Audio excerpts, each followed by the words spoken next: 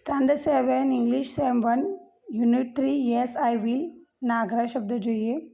salesman એટલે વેચનાર,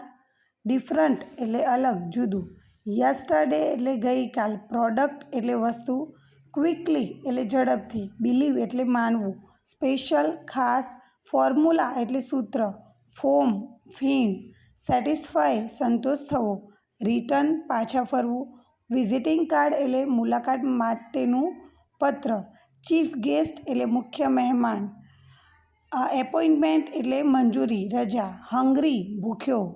wholesale business એટલે જથ્થાબંધ વસ્તુનો વેપાર, એન્ટર પ્રવેશ કરવો, વિધાઉટ એટલે ના વિના, સ્પોઇલ એટલે બગડી જવું ખરાબ થઈ જવું, બિઝનેસ એટલે ધંધો વેપાર, કસ્ટમર ગ્રાહક, રિટેલ એટલે છૂટક, ડિસ્કાઉન્ટ વળતર,